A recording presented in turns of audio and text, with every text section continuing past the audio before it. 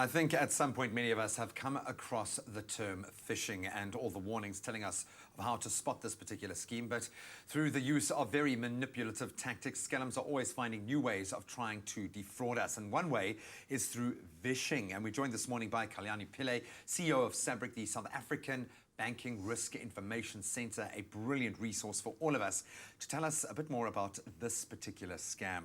Welcome back. I'm so interested in this particular conversation because this is now you're opening another door in which we can, way in which we can be defrauded. I've heard about phishing, and I think that's something that a lot of people do know about. What is Vishing? How do the two differ? Well, it's actually very similar. It's just the way in which it's done that's slightly different. And I think what people can do is to remember the V in Vishing actually relates to voice.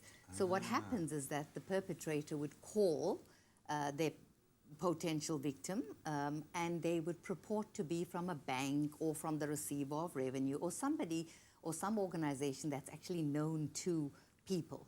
And they would, and they would then ask you to verify certain information. I mean, just to give you an example, they may call to say, look, you know, we're so concerned about fraud and we need to make sure that your profile is all secure and safe. And so we just need to go through all of this to ensure that everything is fine.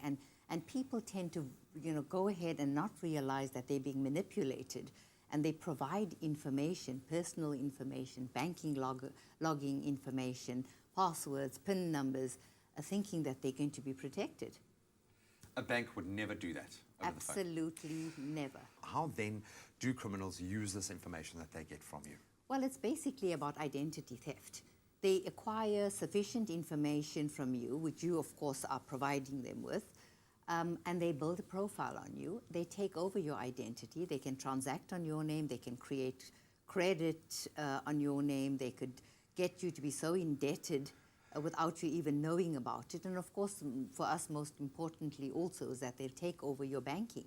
What should you do if you're sent an OTP, but you are not at that moment busy with a transaction? I would assume you surely should connect with someone and alert them, or just at least find out more. Well, what's very important is that we're also seeing with the OTP is that it's a new modus operandi. Yeah. So while SIM swaps was always the way in which they acquired a one-time password, because if someone takes over your banking profile, they're busy doing a transaction. For that transaction to be completed, an OTP, a one-time password, is sent to you. Now, the criminal already has all the information, is on your account, has lined up a transaction, but they need the one-time password. So what they do is that they use Vishing. They call you, they tell you that it's the bank, they tell you there's some fraudulent activity taking place right at this moment on your account. They cause panic, and they say to you, a one-time password is going to be sent to you now.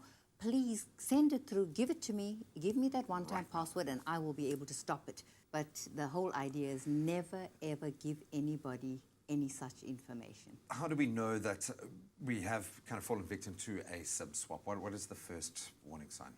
Well, if you don't have signal in an area where you should actually be having signal, you know, you're not going to some dip or some area which is known not to have connectivity or signal, you should immediately be concerned. And we say to all bank customers, there are two numbers that you always have to have on your contact list.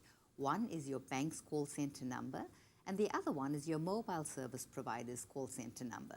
So if you don't have signal, you obviously can't call from that device, but you'll have access to your contacts. You should make a call to your mobile service provider using another phone to find out why you don't have signal. And then you'll be able to see whether a SIM swap has been done.